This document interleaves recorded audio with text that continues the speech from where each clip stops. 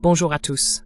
Nous sommes le jeudi 11 décembre 2025 et notre cher ami Andrei Martianov est avec nous. Bon retour parmi nous, Andrei. Avec plaisir.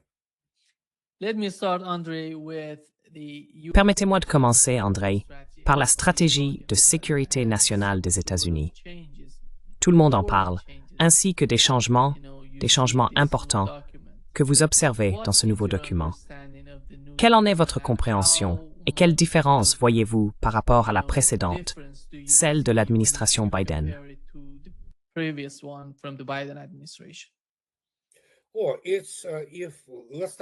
Commençons par la fin. Comparé à l'administration Biden, c'est une action révolutionnaire. Elle est révolutionnaire non seulement par rapport à l'administration Biden, mais aussi par rapport à toutes les stratégies de sécurité nationale élaborées depuis la Seconde Guerre mondiale. Évidemment, il faut attendre de voir jusqu'où cela ira concrètement. Mais l'importance principale de ce document ne réside pas dans ce qu'il cherche à accomplir sur le plan pratique. Nous savons que la plupart de ces propositions ne verront probablement jamais le jour, mais dans le fait qu'il montre qu'il existe au sein de l'administration Trump une faction forte qui comprend la situation.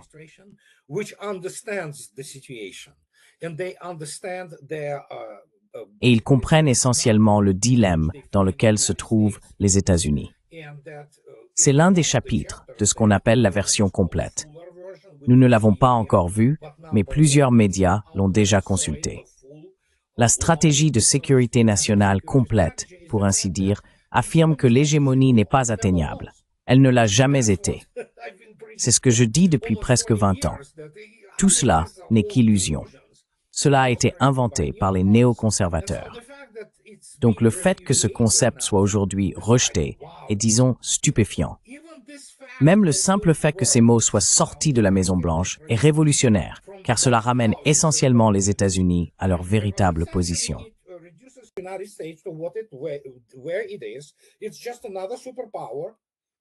C'est juste une autre superpuissance qui à un moment donné a grossièrement enjolivé, grossièrement exagéré, bref, du baratin, tu vois, surtout de la part des néoconservateurs et tu sais, des interventionnistes libéraux.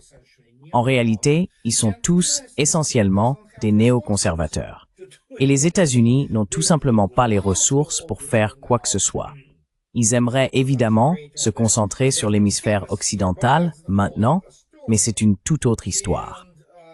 Mais le fait est que, je veux dire, il y a là des choses révolutionnaires, comme la création d'une stabilité stratégique entre la Russie et les États-Unis et la coopération sur un certain nombre de questions. C'est impressionnant. Et bien sûr, c'est essentiellement un aveu que l'Europe, c'est fini. Les États-Unis se débarrassent simplement de l'Europe, parce que l'Europe n'a pas d'avenir.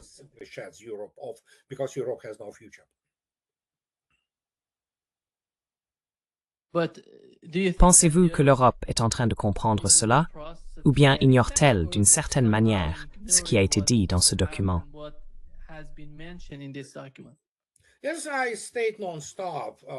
Comme je ne cesse de le dire, les élites occidentales sont tellement dégénérées que beaucoup d'entre elles croient réellement à leur propre mythe.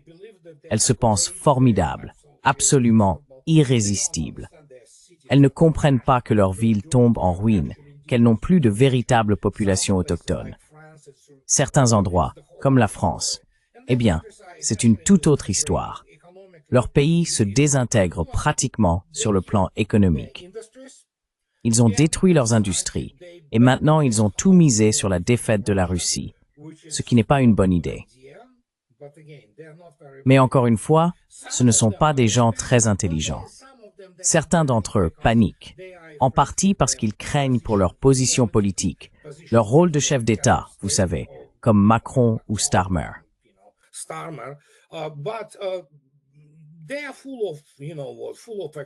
Ils sont pleins de, vous savez, pleins d'excréments, ils l'ont toujours été. Et nous avons vu la dégénérescence de toute la civilisation européenne au cours des 30 dernières années. Les élites sont totalement en accord avec cette dégénérescence. Et oui, je n'envie pas le sort des Européens, vous savez. Je parle de la personne européenne moyenne. C'est assez mauvais. C'est déjà grave ce qui se passe et cela va devenir bien pire. Maintenant, évidemment, ils sont choqués par le fait que les États-Unis, de facto, leur disent « Les gars, c'est fini, nous on avance ». Et c'est probablement la prochaine question que vous allez poser. Il est tard, mais cela reste révélateur de la manière dont au moins une grande partie de Washington commence à penser.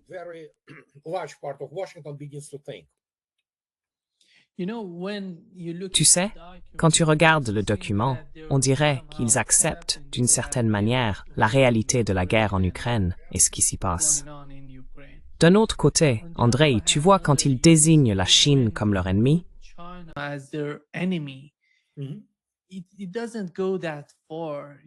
ça ne va pas aussi loin, tu sais. Pourquoi donc? Tu penses qu'ils essayent d'une certaine manière de séparer la Russie de la Chine? Ah oui, absolument. Absolument. C'est ça. Et beaucoup de gens ne comprennent pas que les Russes voient ça très clairement. Donc oui, ce sont toutes des tentatives de... surtout aujourd'hui, avec cette remarque de Tucker Carlson qu'il a enregistrée dans la vidéo, qui est vraie d'ailleurs, selon laquelle les États-Unis et la Russie sont, ou devraient être, les plus proches amis. Par nature, ils sont censés être les alliés les plus proches.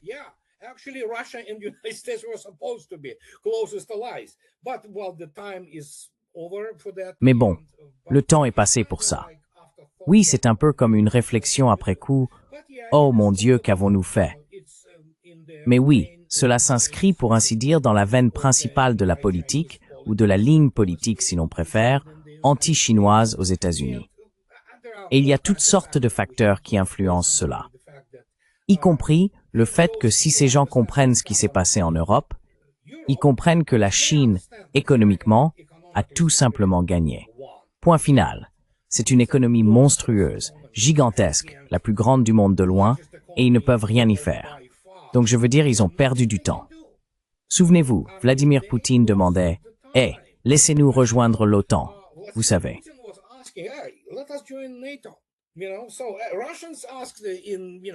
Au début de l'OTAN, les Russes ont demandé « Laissez-nous entrer », vous savez. Mais la stratégie, c'est comme la gravité. C'est pas agréable quand on ne sait pas comment faire de la stratégie ou comprendre ce à quoi on a affaire. Ils ne l'ont donc pas comprise. Et en termes historiques, ils se sont tellement trompés que oui, l'Europe et la civilisation européenne sont pratiquement finies. C'est une structure de type vassal, subordonnée. L'Union européenne va se désintégrer. Elle est déjà, de facto, en train de se désintégrer. Et ce n'est que le début des processus qui ont condamné la civilisation occidentale en tant qu'hégémonie depuis les 500 dernières années.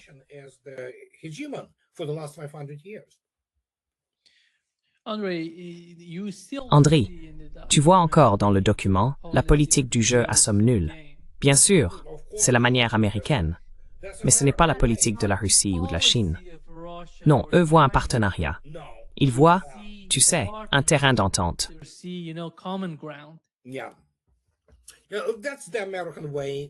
Oui, c'est la manière américaine, et il faudra un certain temps pour s'habituer au fait que les États-Unis ne peuvent plus simplement, vous savez, dicter les conditions. Ils en ont ni les ressources, ni la capacité. Encore une fois, les États-Unis demeurent une superpuissance, pour plusieurs raisons. Évidemment, l'ampleur de leur économie. C'est une grande économie, la deuxième au monde, certes, bien qu'en déclin marqué et gravement désindustrialisée. Mais elle continue de produire. Le pays a une population importante. Les États-Unis disposent de nombreuses ressources. Donc peu importe la façon dont les États-Unis et le Canada, bien sûr, ce qui est une toute autre histoire, gèrent cela, il reste une puissance nucléaire, une grande, la deuxième puissance nucléaire au monde.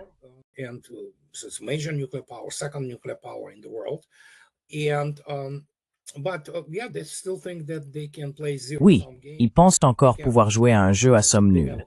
Ils ne le peuvent pas. Et en réalité, ils ne l'ont jamais pu. Même le chapitre qui dit que l'hégémonie est inatteignable. Eh bien, qu'en dis-tu? Partons de là. Nous pouvons construire à partir de là, avancer à partir de là, vers quelque chose de positif. C'est encore une vieille habitude américaine, tu sais, de se voir comme la nation prééminente, la plus grande de l'histoire. Mais la réalité, c'est que les États-Unis doivent s'accommoder du fait qu'ils ne sont qu'une autre grande puissance. Et nous devons vivre avec cela, puis essayer de jouer un jeu non à somme nulle. Cela dit, ils peuvent encore se tailler une niche, ce qu'ils peuvent évidemment faire, et on leur accordera cette niche, et après cela, nous devrions être dans une situation bien plus stable.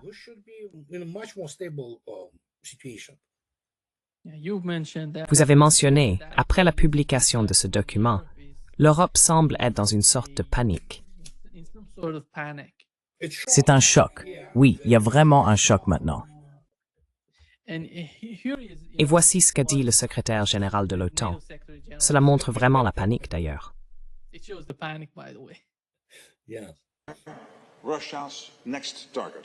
Oui, la prochaine cible de la Russie. Et nous sommes déjà en danger. Lorsque je suis devenu secrétaire général de l'OTAN l'année dernière, j'ai averti que ce qui se passe en Ukraine pourrait aussi arriver à des pays alliés. Je crains que trop de gens ne se montrent silencieusement complaisants, que trop ne ressentent pas l'urgence et que trop croient que le temps joue en notre faveur. Ce n'est pas le cas. Le moment d'agir, c'est maintenant. Le conflit est à notre porte. La Russie a ramené la guerre en Europe et nous devons être prêts à affronter l'ampleur d'une guerre que nos grands-parents et arrière-grands-parents ont endurée. Imaginez cela, un conflit atteignant chaque foyer.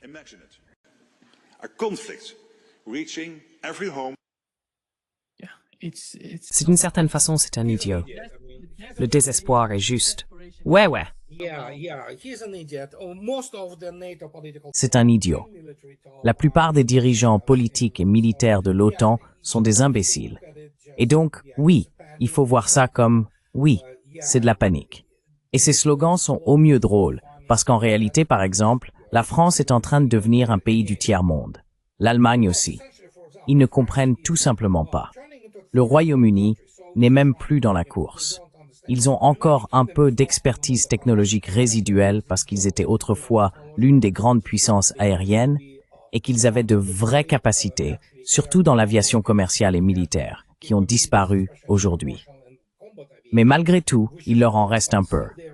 Regardez Rolls-Royce, par exemple. C'est pareil pour la France. Mais à part ça, oui, regardez-les. Je veux dire, ils sont tellement, oui, et ils ont compris le message. Nous n'avons plus besoin de vous. Vous êtes simplement des jeunes. Point. Les États-Unis doivent faire l'OTAN. L'OTAN, c'est les États-Unis. Voilà.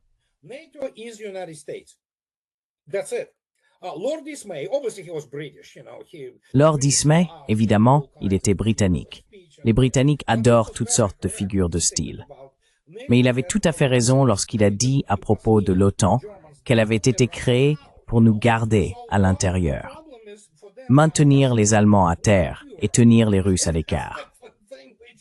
Donc, même si le problème leur appartient désormais, les Russes ne veulent pas de l'Europe. C'est ce qu'ils ne comprennent pas. Toute l'idée de l'armée russe, par exemple, nettoyant leurs paris puants, vous savez, des rats et des toilettes, avec le corps du génie russe qui s'y rend, c'est terrifiant pour les Russes. Alors qu'ils vivent dans les égouts et qu'on en finisse. Militairement, ils sont insignifiants. C'est pathétique là-bas. Et donc, oui, parce que, évidemment, l'OTAN, c'est les États-Unis, ça l'a toujours été. Et maintenant, les États-Unis disent « Allez vous faire voir, achetez-nous des armes. » Très bien, d'accord, allons-y, faites avec. Ils ne peuvent rien y faire.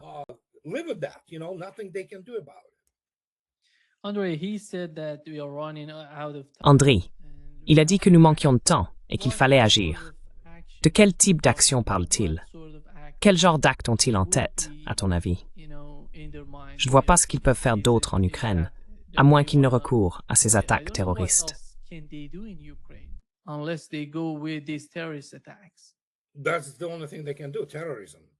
C'est la seule chose qu'ils savent faire, le terrorisme, point final. La Bundeswehr est une blague. L'armée française est une blague, sauf pour la dissuasion nucléaire. Le Royaume-Uni n'a pas d'armée. L'armée italienne est une blague. Donc oui, ils peuvent dire « Oh mon Dieu, rassemblons, disons, 100 000 personnes. » Très bien, rassemblez 100 000 personnes. Allez-y, déclarez donc la fichue conscription. Et voyez ce qui va se passer. Quand vous avez « Tu es allé à mon spectacle ». Oui, Je ne vais pas m'aventurer là-dessus. Bref, la question est, faire quoi? Avec quoi? Militairement et technologiquement, ils sont en retard. Ils ne jouent pas dans la même catégorie. Ils sont bien derrière les États-Unis, tandis que les États-Unis sont eux-mêmes bien derrière la Russie sur le plan technologique, en matière de technologie militaire.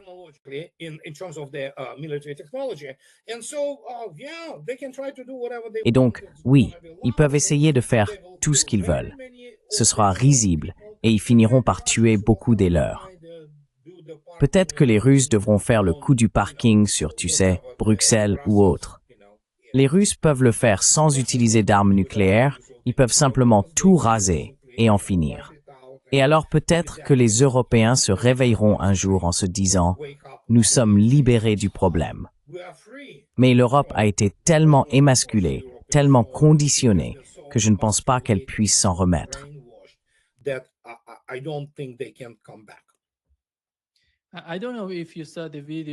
Je ne sais pas si tu as vu la vidéo de Donald Trump parlant de son appel téléphonique avec les Européens. Tu trouves pas qu'il y avait, tu sais, une sorte d'échange entre les deux parties?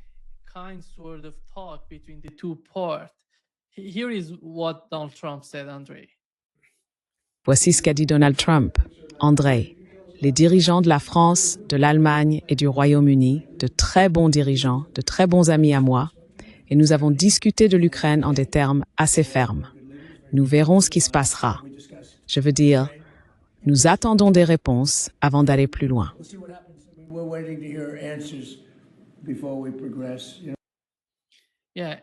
Oui, en des termes assez forts, signifie qu'il y a certaines tensions avec les États-Unis. Il y a de fortes tensions en ce moment. Et certaines personnes, pour une raison ou une autre, pensent qu'il s'agit d'un jeu du bon et du mauvais flic, sans comprendre qu'il existe de véritables contradictions. Par exemple, le Royaume-Uni et la France ont tout misé sur la défaite de Poutine. D'accord? Ce sont des imbéciles, comme la plupart d'entre eux. Ils pensaient enliser les Russes en Ukraine, qu'en 2 semaines, les Russes perdraient. Ils croient encore que les Russes ont perdu 1 million d'hommes. Mais encore une fois, ils ne sont pas très doués en arithmétique de base, sans parler des mathématiques et de la science militaire. Et puis, bien sûr, ces sanctions de l'enfer étaient censées pousser les Russes à se soulever. Ils pensent toujours que les Russes vivent dans les années 1990, ce qui en dit long.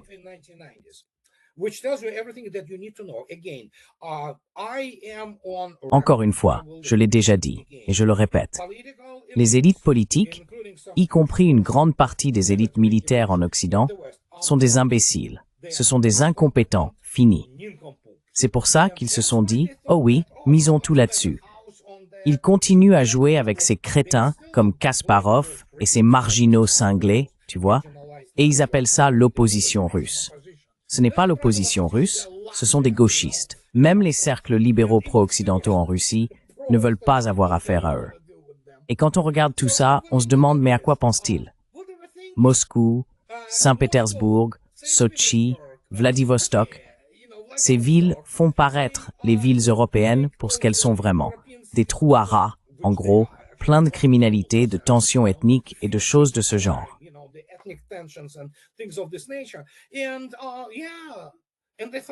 Et oui, ils pensaient, oui, nous sommes tellement attirants que les Russes rêvent de nous. Vous savez, un peu comme Lambrecht, l'ancienne ministre de la Défense allemande, qui disait « Voici les sanctions. Poutine ne pourra plus faire ses courses à Paris. Oh mon Dieu, Poutine a failli faire une attaque. » Écoutez ces gens, ce sont des idiots complets. Ils ne comprennent rien à la véritable économie.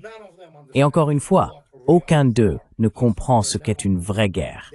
Ils n'en seraient jamais capables. Ils ne connaissent que des mots à la mode. En gros, comme l'a dit Maria Zakharova aujourd'hui, elle parlait d'un type, mais cela s'applique parfaitement. Des gens sans éducation, sans culture, tout simplement.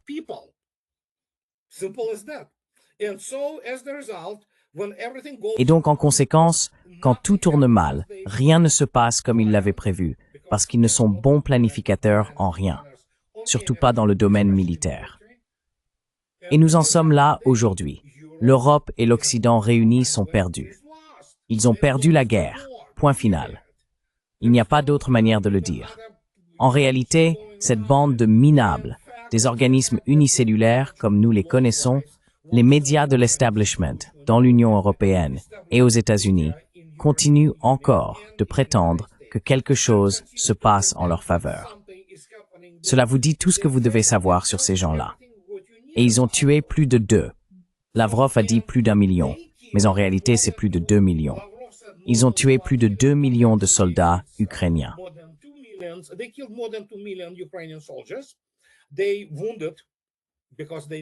Ils ont été blessés parce qu'ils étaient en train, en gros, de se suicider par l'intermédiaire de la police. Vous savez cette expression célèbre. Ils se sont opposés à un pays qu'il est tout simplement impossible de vaincre militairement. Point final. J'ai écrit plusieurs livres. J'en écris un 5e en ce moment. On ne peut pas vaincre la Russie militairement. Point final. Les gens ne comprennent tout simplement pas. Et je parle de cette bande de crétins issus de la guerre froide 1.0 qui ne comprennent pas ce qu'ils ont sous les yeux. Pour une raison quelconque, ils ont cru que l'Union soviétique s'était effondrée à cause de... Enfin, oui, elle s'est effondrée à cause de problèmes internes qui étaient, pour ainsi dire, endémiques, organiques à sa structure. Mais eux croient qu'ils contrôlent l'univers. Il leur faudrait des infirmiers et une camisole de force parce que ces gens sont des idiots.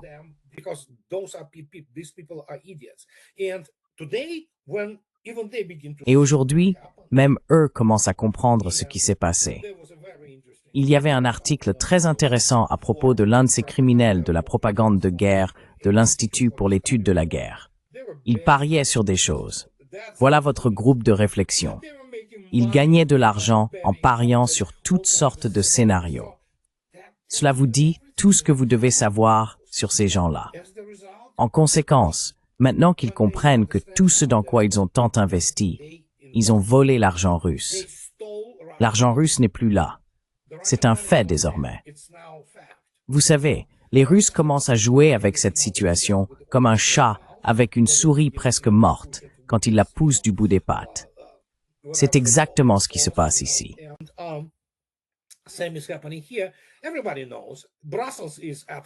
Tout le monde sait que Bruxelles est absolument sous pression. Mais les Russes savent où tout cela mène. Ils savent que l'argent n'est pas là. Il a été volé. Et c'est aussi une autre raison de la panique. Parce que, et voici ce que les Russes savent. Qui a lancé toute cette affaire avec les fonds russes et l'enquête sur la corruption? Bien sûr, Washington. Bien sûr, l'administration Trump. Et cela veut dire quelque chose, d'accord? Maintenant, nous voyons que l'Europe est en train de mourir. Eh bien, ils se sont tués eux-mêmes. D'accord, commençons par ceci. Les Russes n'ont fait que vaincre militairement l'OTAN. La partie politique vient après, car évidemment, la guerre est la continuation de la politique par d'autres moyens, comme l'a dit Clausewitz, sa célèbre formule. Voilà, c'est le nouvel ordre mondial.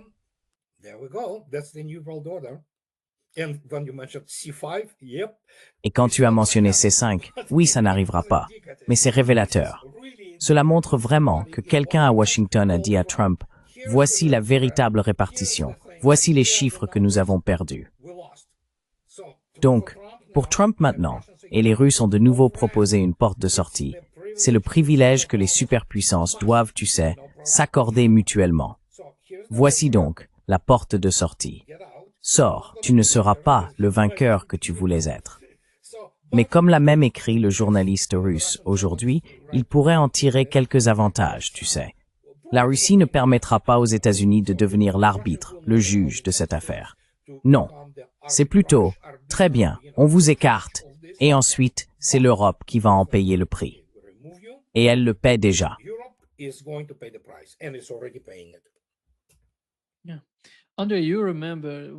Oui.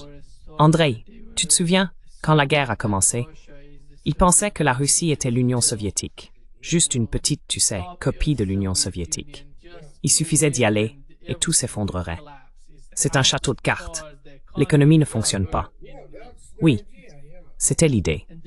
Et leur domination dans les médias, tu te souviens, la façon dont ils diffusaient énormément de propagande.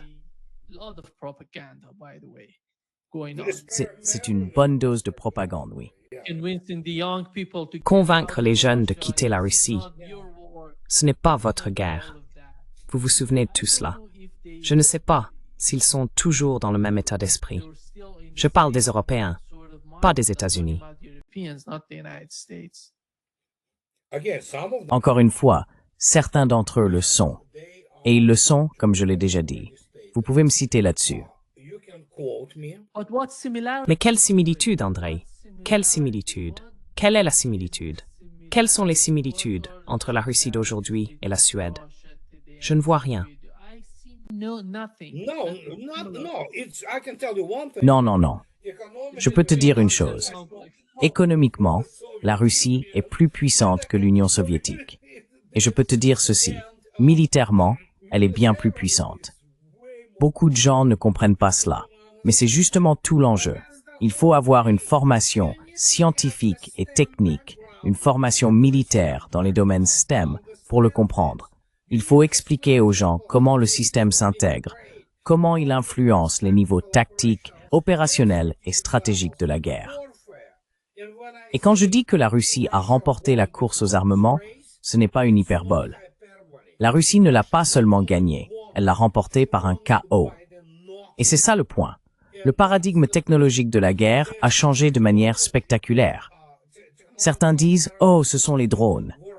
Non, ce ne sont pas seulement les drones. Les drones n'en sont qu'une partie.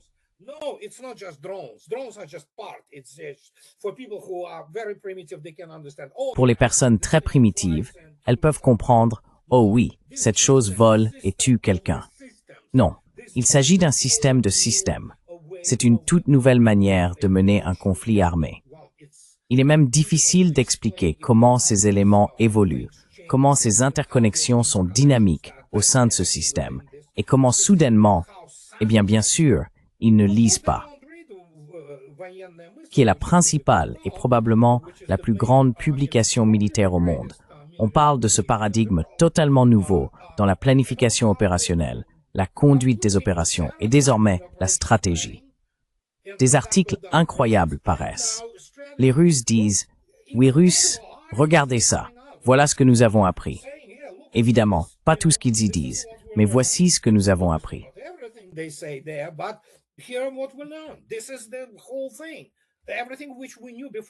Voici toute l'affaire. Tout ce que nous savions auparavant ne s'applique plus. Et cela ne s'applique plus parce que, comment dire, une nouvelle génération d'armes a été déployée et elles sont terriblement efficaces. Les Russes viennent de libérer Seversk. Et oui, Vladimir Poutine a déclaré aujourd'hui, très bien, maintenant direction Kramatorsk et Sloviansk. Voilà, oui, simple, très simple. Oh, pas simple, c'est très complexe. Il faut avoir une formation militaire très sérieuse. Je veux dire, dans l'armée, on ne peut obtenir cela que dans les académies sérieuses. Les États-Unis n'en ont plus. On peut encore t'y apprendre à piloter à l'académie de l'US Air Force ou te montrer comment commander un peloton de chars à West Point.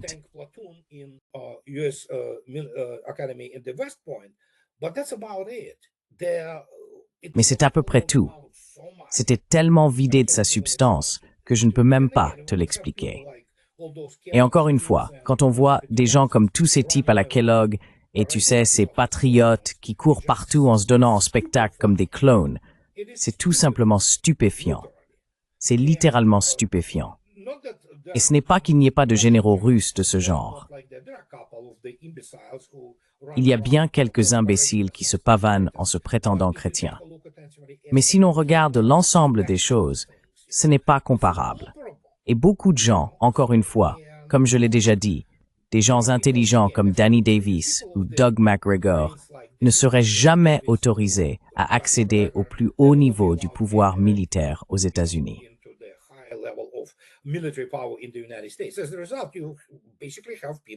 En conséquence, on se retrouve essentiellement avec des gens comme Mark Milley et tous les autres qui mentent et trichent parce qu'ils veulent conserver leur sinécure. Que puis-je dire? Ils se pavanent en se montrant totalement incompétents, incultes et ignorants. Et c'est bien ce qu'ils sont. Tout a commencé en 2023, quand beaucoup de gens n'ont pas compris que la guerre était déjà gagnée. Ils ne l'ont tout simplement pas saisi. Alors, comme toujours, L'Occident a fait ce qu'il fait d'habitude, à l'image de la Wehrmacht et des forces de l'Axe en Europe. Ils avaient été battus à Stalingrad, d'accord? Mais la Wehrmacht a quand même eu l'audace de dire « Oh, ils nous ont vaincus à cause des excuses habituelles, le froid et tout ça. » Oui, parce que les Russes, bien sûr, avaient toujours dans leurs tranchées une température agréable de 22 degrés Celsius, tandis que la Wehrmacht, elle, était censée mourir de froid.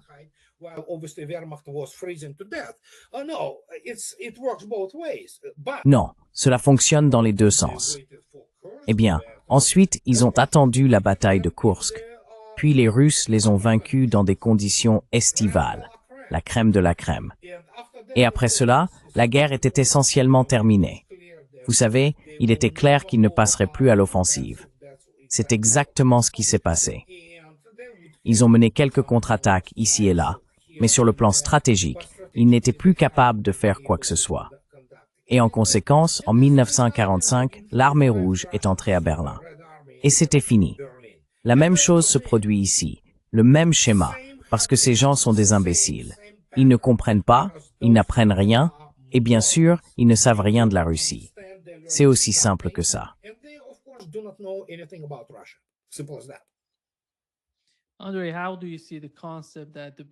Andriy, comment vois-tu l'idée selon laquelle les Britanniques seraient derrière les deux guerres par procuration, l'une en Ukraine et l'autre au Moyen-Orient, dans le cas d'Israël?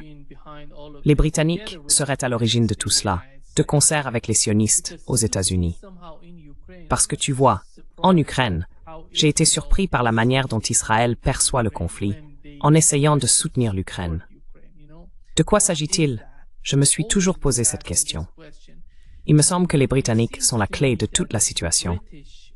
Ils relient toutes ces lignes entre elles.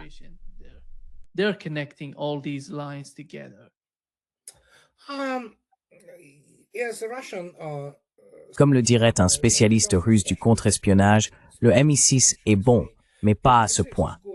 Ils aiment se mettre en avant, tout comme la CIA. En réalité, ils sont compétents à certains égards, mais ce sont avant tout des organisations terroristes. Ils excellent dans les opérations sous faux drapeau, ils sont doués pour le terrorisme. Donc oui, ils mènent ces opérations, les appellent des opérations et se croient brillants. Mais ils ne le sont pas. En somme, le terrorisme et le sabotage sont les armes des faibles. On l'a vu partout. Mais Israël agit en réalité beaucoup par lui-même. Car évidemment, ils sont très bouleversés par le fait que l'armée russe se trouve désormais à la frontière entre la Syrie et Israël, et qu'Israël ne peut rien y faire. S'ils attaquent les Russes, grand Dieu, ce ne serait pas une option viable.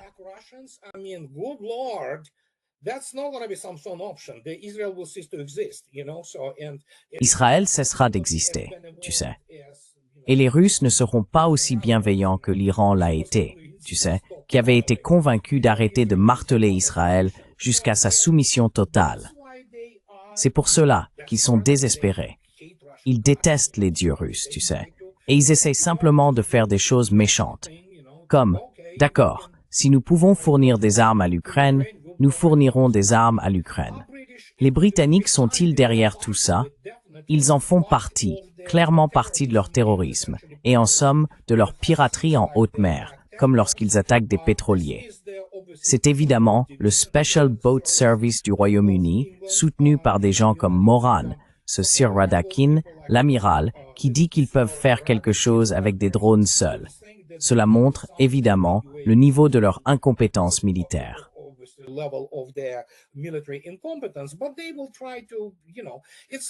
Mais ils vont essayer, vous savez.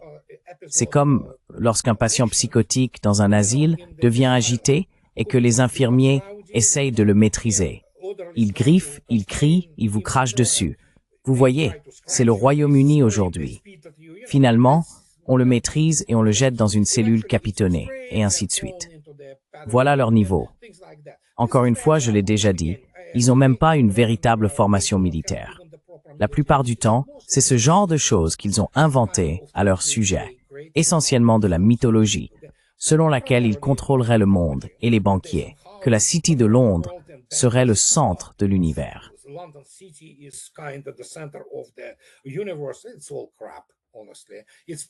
C'est n'importe quoi, honnêtement. C'est surtout promu par des gens qui ont des intérêts personnels. Maintenant, ils souffrent énormément parce que la Russie a en gros fait un bras d'honneur à Lloyds et a dit « Vous êtes pauvres », ce qui est vrai. Le Royaume-Uni est pauvre en réalité et la Russie est très riche. Nous avons dit « Nous n'avons pas besoin de vous, nous assurerons nos navires nous-mêmes ». Et voilà. Peux-tu imaginer ce que ça signifie pour Lloyds, qui est là depuis 200 ans, a essentiellement tout pressé sans rien faire, juste en assurant tous ses navires, tout ce transport maritime.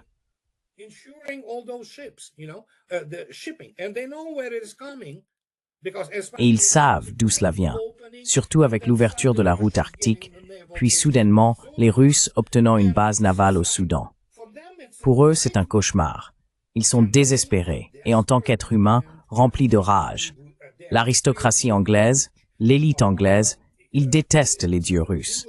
Cela ne les dérange pas que des enfants russes soient tués. C'est ce qu'ils sont. Allez au Parlement, crachez sur n'importe qui. La plupart seront comme ça. Ils seraient très heureux de le faire. Vous savez, eh bien, vous l'avez vu vous-même. Et il en va de même pour les médias britanniques, qui sont essentiellement des criminels de guerre. Il en va de même pour les médias de l'establishment occidental. Ce sont des criminels de guerre. Le problème, c'est qu'ils se perçoivent à travers le pouvoir des États-Unis.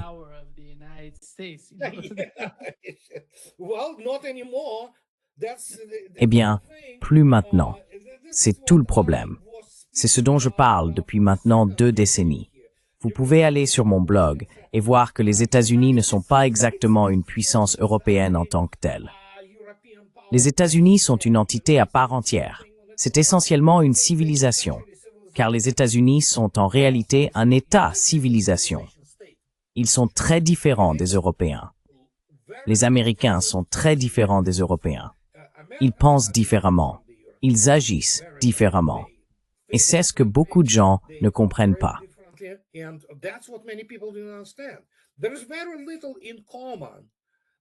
Il y a très peu de points communs, en réalité, entre l'Américain moyen du cœur du pays et un Français. Ils ne s'entendraient probablement pas très bien, tu vois? Cela ne veut pas dire que les Américains auraient raison, mais ils sont différents. L'Amérique, politiquement, est différente, bien qu'aussi corrompue que les Européens. Mais encore une fois, il y a une chose vraiment incroyable aux États-Unis. La Déclaration des droits. D'accord? La Déclaration des droits, et surtout le premier et le deuxième amendement. Les Européens ne peuvent qu'en rêver. La Constitution américaine, malmenée, vieillissante, un peu, à bien des égards dépassée, mais elle fonctionne. D'accord? C'est ça le truc. En Europe, peu importe ce que vous avez.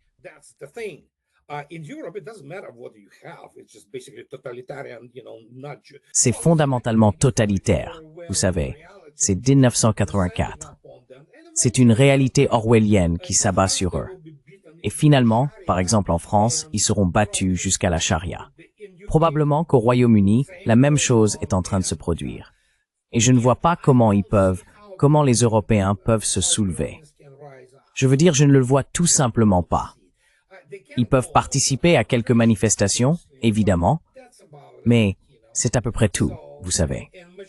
Donc la maturité est désormais déterminée par une combinaison de facteurs économiques et culturels. C'est pourquoi, quand on dit que l'Occident est fini, c'est fini. L'Occident, en tant qu'ancienne Europe, est terminé. Ce n'est plus l'Occident. Et c'est ce que je dis. Beaucoup de gens n'aiment pas l'entendre, mais la vérité, c'est que la Russie est une civilisation occidentale.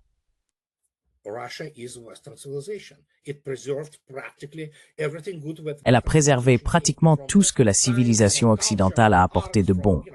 La science, la culture, les arts. Vous savez, les Russes sont très, disons, profondément attachés à des choses qui sont aujourd'hui rejetées, vous savez, en Europe. L'Union européenne est absolument, disons, coloniale. Oui, l'Europe devra payer pour ses crimes de l'époque coloniale, car elle en a largement profité. Mais oui, on peut aller en Russie aujourd'hui et y voir l'Occident tel qu'il devrait être. Et beaucoup de gens ne peuvent pas l'accepter facilement. Et c'est ce que nous avons. C'est pourquoi je le dis depuis des années, 10 ans, l'Europe est finie. À l'époque, ils ne le savaient pas. Aujourd'hui, nous le savons. C'est terminé.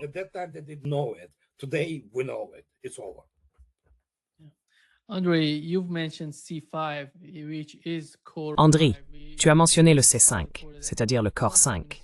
Politico a rapporté que l'administration Trump discute de l'idée de créer une alternative au G7. Dans ce nouveau groupe, qu'ils appellent Corps 5 ou C5, on retrouverait les États-Unis, la Chine, la Russie, l'Inde et le Japon réunis. Et quel changement cela apporterait-il à la planète Terre? Parce que l'Europe n'en fait pas partie. Non, l'Europe a tout misé dans la guerre en Ukraine.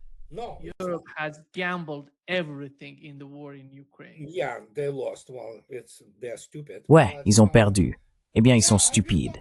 Mais oui, j'en ai parlé. Si tu as lu mon blog ces 11 dernières années, je martèle cette idée que tout ce qu'ils croient savoir sur l'économie et la puissance des nations vaut zéro. C'est de la camelote. En gros, tu vas dans n'importe quelle soi-disant science politique. Ce n'est pas une science, c'est une fraude académique. Ça n'existe pas. Mais ils l'enseignent quand même, tous ces docteurs, des imbéciles avec des doctorats de Harvard ou de Stanford. Ils enseignent ces trucs sans comprendre ce dont ils parlent. Pareil avec cette idiote de Sarah Payne, qui enseigne la stratégie, une femme qui n'a jamais commandé un peloton de sa vie. Elle enseigne la stratégie sur la Russie au Naval War College des États-Unis.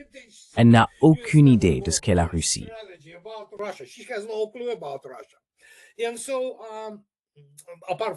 Et donc, en dehors, vous savez, d'autres éléments liés au véritable pouvoir d'une nation, je m'y suis intéressé. Je n'ai jamais inclus le Japon, mais j'en parlais déjà auparavant. Ces trois-là sont de véritables superpuissances, les États-Unis, la Russie et la Chine. Et bien sûr, l'Inde essaie de se hisser à ce niveau. Ils y travaillent. Donc, quand on regarde cela, oui, ce sont les 4 plus grandes économies du monde. Ma vidéo va sortir assez bientôt aujourd'hui. Je parlais aussi du fait qu'il est difficile d'expliquer aux gens que, par exemple, la Russie produit 12 fois plus d'acier que le Royaume-Uni. Si l'on ajoute le fer, c'est plutôt 15 fois plus. L'acier et le fer.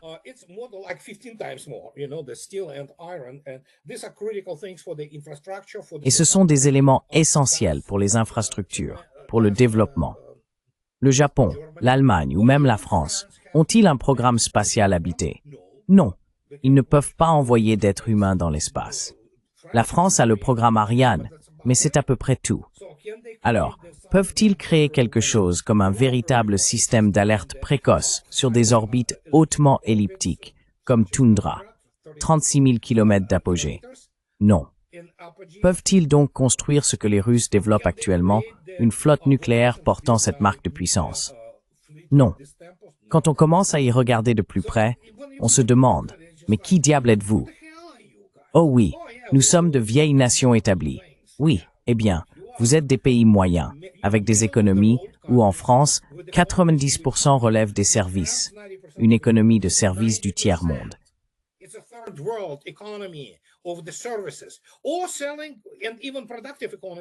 Ou bien les économies de vente, et même les économies productives, ressemblent surtout, vous savez, à Louis Vuitton. Oui, des sacs pour dames, dont la plupart coûtent autant qu'une petite voiture. Oh, notre PIB est formidable. Oui, bien sûr. Vous savez, mesurez-le comme vous voulez, en comptant des clémentines, des mandarines, des oranges. Donc si vous le mesurez comme eux, en incluant la prostitution et la vente de drogue, ils considèrent cela comme faisant partie du produit intérieur brut. Je veux dire, à quoi vous attendez-vous? Mais en réalité, ce sont des nains, surtout des nains sur le plan militaire. Et encore une fois, le seul domaine, et encore, ce n'était pas eux, c'était l'héritage du dernier grand Français, qui était bien sûr Charles de Gaulle, et qui a laissé à la France la dissuasion nucléaire. Je ne sais pas, bon sang.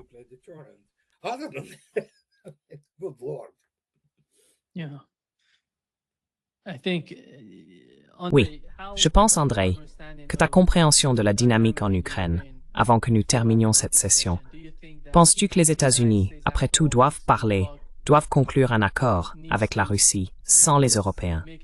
Oui, parce que les Européens ne sont plus là.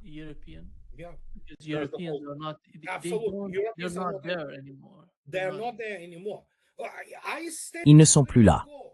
Je l'ai dit dès le départ. Allez voir mon blog de 2014. C'était déjà clair à l'époque. L'Europe, c'était comme ces chihuahuas qui jappent dans cette affaire. Vraiment. Et surtout sous l'influence de ces mondialistes. Si vous regardez l'administration Biden ou l'administration Obama, ce sont des administrations mondialistes. Et elles ont leurs amis dans toutes les hautes sphères en Europe. C'était essentiellement une mafia mondialiste.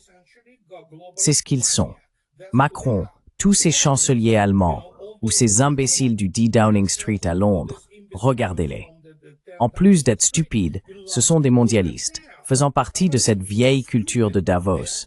Des gens qui ne connaissent rien à rien, mais qui pensent « Oh oui, nous pouvons contrôler le monde ».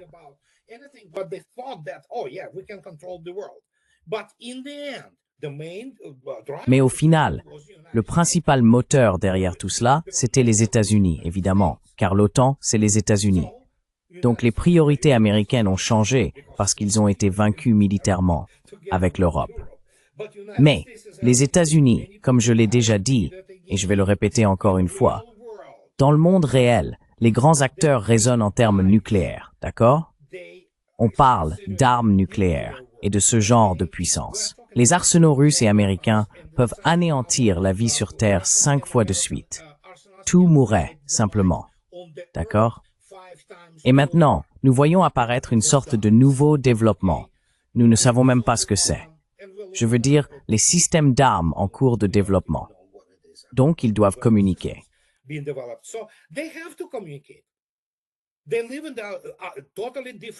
Ils vivent dans un univers totalement différent. Les superpuissances opèrent à un autre niveau et elles doivent coopérer. Elles doivent empêcher la guerre. Et ce qui est important, c'est que l'administration Trump l'avait compris. Contrairement à Biden et à des gens comme, vous savez, Victoria Nuland et tous ces criminels du département d'État qui ont provoqué cela, je veux dire, une catastrophe. Une catastrophe aussi pour le monde occidental d'ailleurs.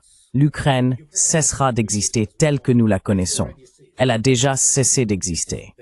C'est simplement que les arrangements militaires sont ce qui se déroule en ce moment. Et donc oui, voilà. C'est ce que je prédisais en fait depuis le début. C'est exactement comme cela que les choses se passent aujourd'hui.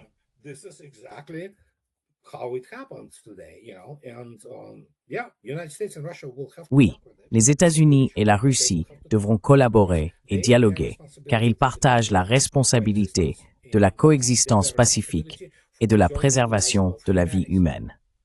Et juste un petit exemple. Hier, la capsule du vaisseau spatial Soyouz a ramené 2 cosmonautes russes et un astronaute américain de la Station spatiale internationale. Les États-Unis ont également gâché leur chance de coopération avec la Russie dans le domaine spatial, encore une fois à cause de l'administration.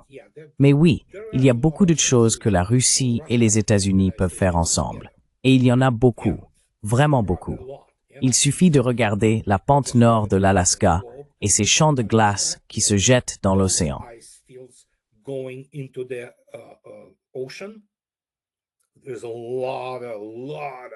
Il y a énormément, vraiment énormément de richesses là-dedans. Les Américains le savent. Mais bien sûr, il y a ceux qui sont liés aux cabales bancaires européennes et aux néoconservateurs, aux forces israéliennes qui ne veulent pas de cela. En réalité, les Russes avaient déjà proposé aux États-Unis, même avant la réunion d'Anchorage, en disant « Hey, nous avons cette flotte de brise-glace nucléaire que personne d'autre au monde ne possède. Et nous savons que nous avons tant de ressources dans le versant nord. Vous en aurez besoin. Voulez-vous collaborer là-dessus ?» Et beaucoup ont répondu « Oui, nous le voulons. » Mais bien sûr, ensuite, cela a été saboté, comme toujours. Mais les choses sont ce qu'elles sont aujourd'hui. La guerre est perdue. La Russie a gagné. Il faut l'accepter. Passons à autre chose.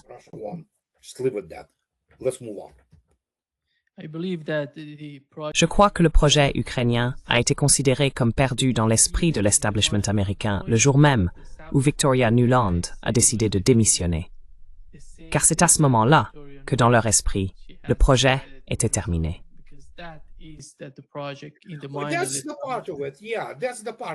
Mais ça n'en fait pas partie.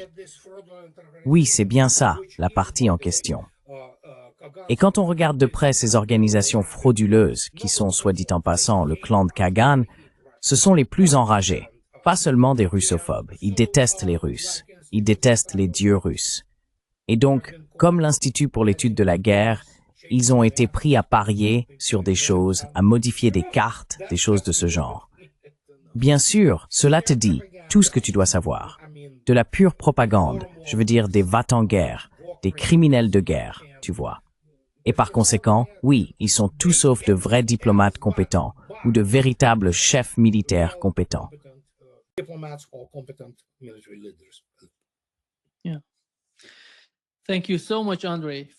Merci beaucoup, André, d'avoir été avec nous aujourd'hui. Un grand plaisir, comme toujours. D'accord, au revoir.